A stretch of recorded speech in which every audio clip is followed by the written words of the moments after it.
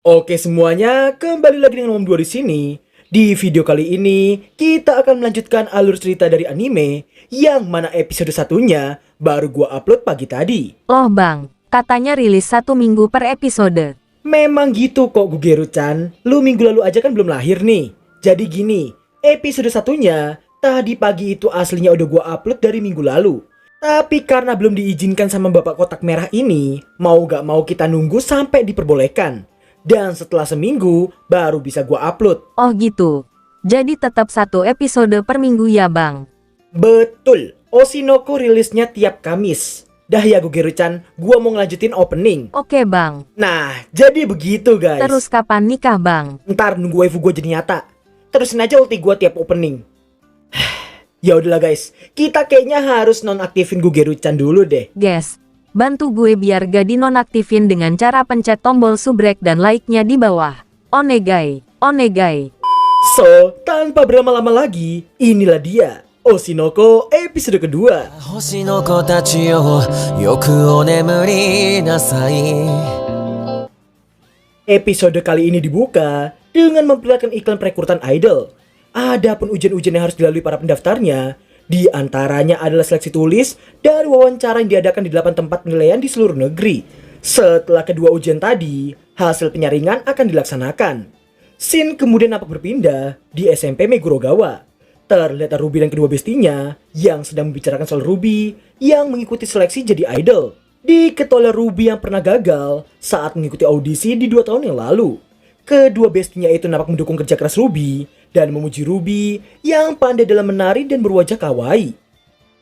ルビーは可愛いし、ダンスもうまい。歌はちょっとあれだけど。 Meski pernah gagal, namun Ruby tetap pada semangatnya dan berimpian untuk menjadi seperti sang ibu.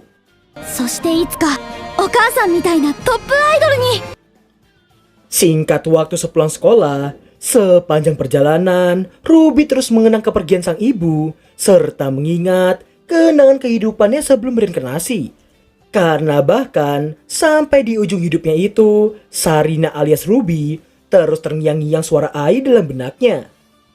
私は愛の子供として生まれ変わっていて、私はママみたいになる。 Di tengah Ruby yang bersemangat untuk menjadi seperti Ai, Aqua menepukkan bukunya tepat ke kepala Ruby dan mengingatkan tentang mereka yang sebentar lagi ada ujian masuk SMA.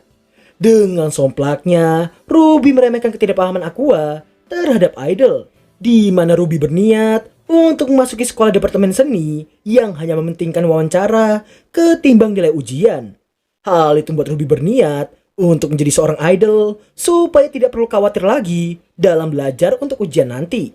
Mendengar ucapan sang adik, sontak membuat Aqua menyuruhnya untuk tidak berfantasi tentang idol. Karena idol yang tidak menghasilkan banyak uang dan harus pensiun sebelum usia 30 tahun.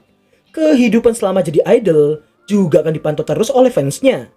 Parahnya lagi, setelah graduate, tingkat keberlangsungan hidup mantan idol tidak terlalu tinggi. Meski telah mendengar itu semua, Ruby tetap keras kepala dan tetap ada pendiriannya. Melihat betapa keras kepalanya sang adik, Aqua pun merasa bodoh amat dan hendak pergi ke tempatnya Pak Sutradara. Bersamaan dengan Aqua yang pergi, Ruby ternyata menyadari sang kakak yang berubah drastis sejak ibu mereka tiada. Di mana Aqua yang tadinya anak berwajah ceria, kini terus memasang wajah cemberut dan tidak pernah tersenyum sama sekali. Ruby juga menyadari sang kakak yang selalu melakukan sesuatu tanpa memberitahunya dulu sama sekali. Bukan hanya Aqua yang berubah total, Pak Saito juga tidak pernah terdengar lagi sejak saat itu. Dan karena hal itulah, Bumiyako yang menggantikan perannya. Tidak hanya itu, 2 tahun setelah Ai tiada, Bikomachi juga mengumumkan pembubaran mereka. Dan sejak saat itu, Strawberry Production tak pernah memiliki departemen idola lagi. Dan beralih tugas menjadi perluasan bisnis pemasaran selebriti. Singkat cerita, setelah sesi curhat Bumiyako, karena pertanyaan Ruby seputar perekrutan talent baru, Bumiyako mengingatkan tentang pengumuman audisi yang diikuti oleh Ruby. Dan tak lama berselang, telepon dari pihak audisi pun berdering. Ruby yang terkejut pun langsung mengangkatnya dengan harapan dirinya akan diterima setelah 2 tahun lamanya. Meski telah sangat bersemangat, sembari Bumiyako yang terus memperhatikan putrinya itu, namun sayangnya だった。 Sembari mendekap sang anak, Bumiyako yang berpengalaman dalam bidang seperti itu mengetahui adanya unsur eksternal di luar skill dan penampilan. Bumiyako terus memberitahukan tidak semua orang akan memiliki nasib selancar Ai. Shin berpindah di studio Kotanda, studio tempat Pak Sutradara tinggal, sekaligus tempat Aqua bekerja. ありがとう、監督。双子の妹も騙せるんだから。 Dari obrolan mereka berdua, terungkaplah orang yang menelpon Ruby tadi ternyata adalah Aqua. Pak Sutradara merasa kagum karena Aqua yang telah berhasil membohongi adik kembarnya sendiri. Dirinya turut mempertanyakan semisal pihak audisinya benar-benar menelpon Ruby setelahnya. Dengan santainya, Aqua menjawab dirinya telah menggunakan HP Ruby untuk mengirimkan pemberitahuan pengunduran diri dari audisi. Pak Sutradara kemudian mempertanyakan alasan Aqua yang bersikeras ingin menghancurkan mimpi Ruby. Karena dirinya yakin sang adik yang bisa menjadi seorang idol. Dengan sangat dinginnya, Aqua hanya berkata dirinya takkan pernah membiarkan Ruby untuk menjadi seorang idol. 愛と同じ鉄を踏ませない。絶対に。 Meski Pak Sutradara sering mengatainya dengan sebutan siskon, namun Aqua tidak peduli dan tetap pada pendiriannya. 俺一人がそれをやり遂げるから。 Singkat waktu, setelah Ruby mendapatkan kartu tanda pengenal dari suatu agensi, dirinya memamerkannya ke Aqua dan juga Bumiyako. Dengan sangat bahagianya Ruby mengingat sang ibu yang juga mulai karir dari ditawarkan untuk menjadi idol seperti itu. Bumiyako dan Aqua sudah memiliki feeling gak enak hanya dari kartu itu. Namun Ruby yang belum mengenal betapa kejamnya dunia nampak berpikiran positif. Meski kontrak yang seharusnya diperlihatkan di awal malah berniat ditunjukkan setelah membawa Ruby melihat pertunjukan langsung agensi mereka. 楽しみだな。 Singkat cerita, setelah berunding dengan Bumiyako, mereka berdua sama-sama memiliki tujuan untuk melindungi Ruby. Bumiyako yang telah menganggap Ruby sebagai anaknya sendiri merasa harus melindunginya sekuat tenaga. Tapi di lain sisi, justru karena Ruby adalah putrinya, hal itu membuat Bumiyako merasa tak bisa menghentikannya untuk mengejar mimpinya. 顔立ちもどんどん愛に似てきてる。残念ながら資質がある。 Mendengar itu semua, membuat Aqua meminjam kartu nama perusahaan mereka dan berniat pergi ke suatu tempat. Shin berpindah memperlihatkan Aqua yang sedang menyamar menjadi seorang agen pencari talent. Dirinya nampak menemui seorang gadis yang baru saja keluar dari suatu gedung. Meski awalnya agak curiga, namun setelah tahu Aqua berasal dari perusahaan Strawberry Production, gadis itu pun langsung percaya dan langsung ikut dengannya. Di mana tujuan sebenarnya Aqua tidak lain adalah memeriksa kondisi dari perusahaan yang ingin merekrut adiknya. Hal itu bertujuan untuk mengetahui reputasi yang dimiliki agensi tersebut. Diketahui gadis yang bernama Lala itu merupakan idol di perusahaan Iribu. Setelah cukup banyak perbincangan, hanya dengan memancing Lala dengan penawaran yang lebih baik, Aqua dan Bumiyako mendapatkan informasi tentang rumor buruk di dalam internal agensi Iribu, di mana para talentnya seringkali diminta untuk berkencan dengan petinggi perusahaan mereka. Lala yang merasa ada beberapa talent yang tak memiliki bakat dan tidak begitu cantik, tapi malah seringkali dipilih untuk tampil di atas panggung. Lala mencurigai mereka yang menggunakan metode menggoda para petinggi untuk melakukan hal tersebut.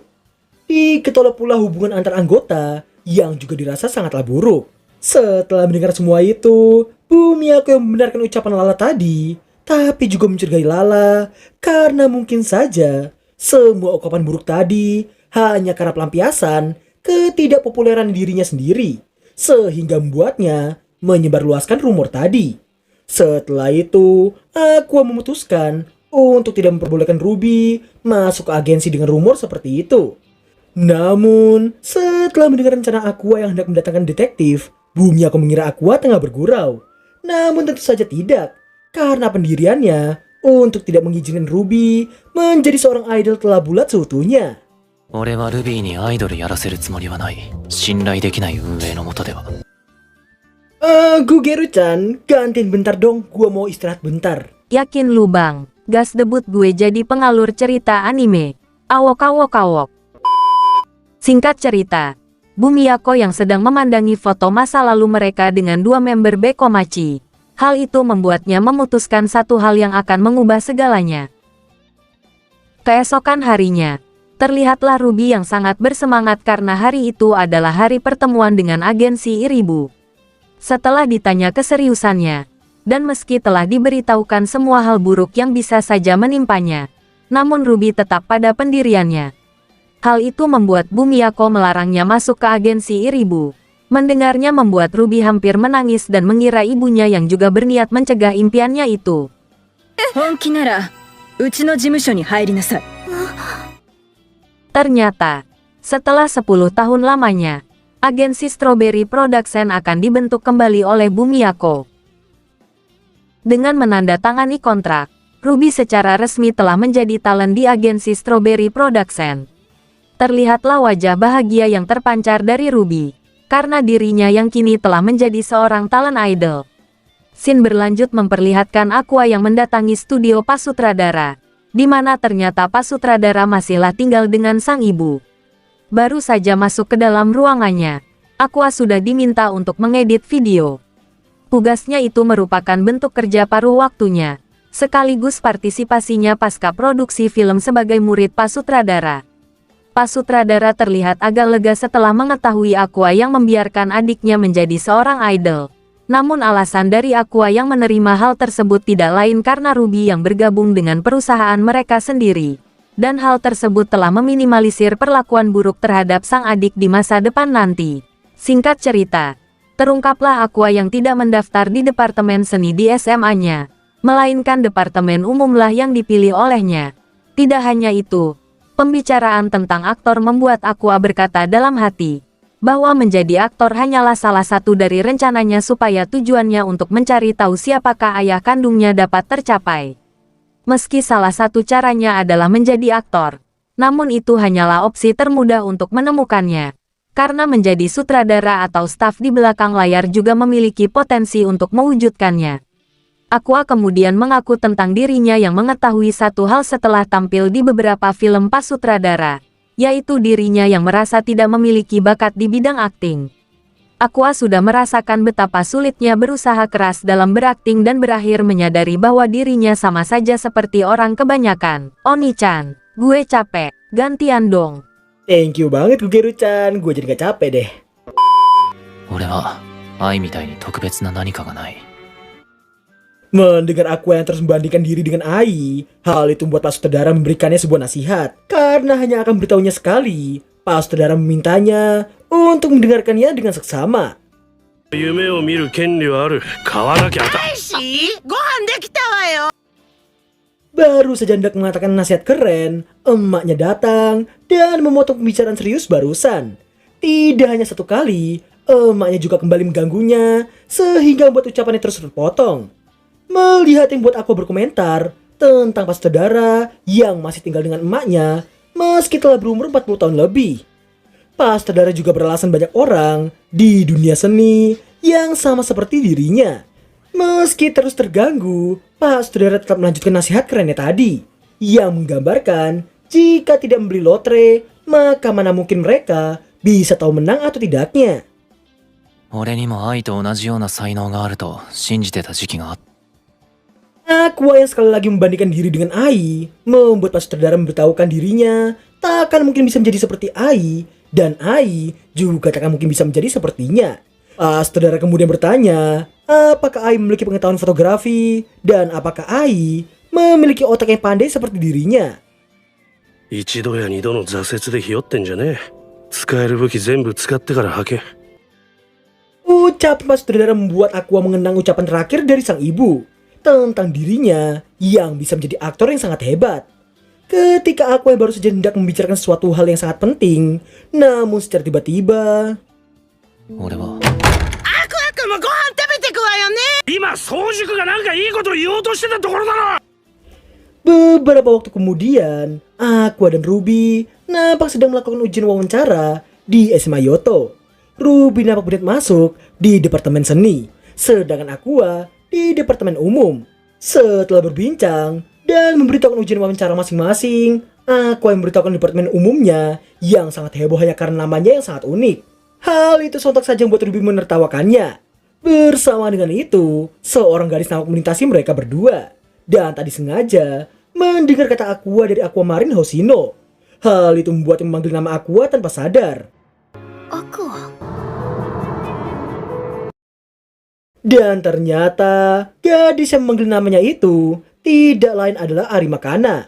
Aqua pun baru ingat setelah diberitahukan tentang mereka berdua yang dulu pernah berakting di film yang sama.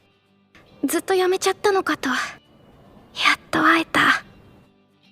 Kana yang baru aja bersemangat karena mengira Aqua yang masuk ke departemen seni, namun diri dibuat terkejut setelah diberitahukan bahwa Aqua masuk ke departemen umum.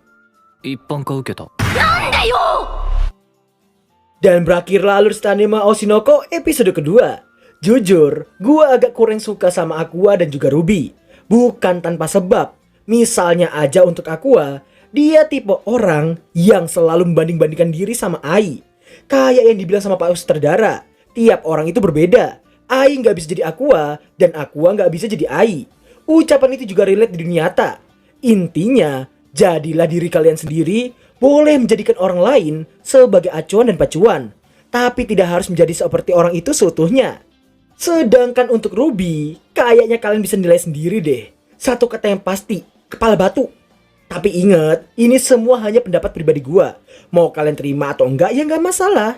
Buat kalian yang terlalu fanatik dengan story atau karakter anime ini, gua saranin nggak perlu terlalu fanatik. Batasi rasa suka kalian ke tahap normal aja. So gitulah pokoknya. Makasih buat yang telah menonton gagal video dan sampai jumpa di episode ketiga minggu depan. Bye bye.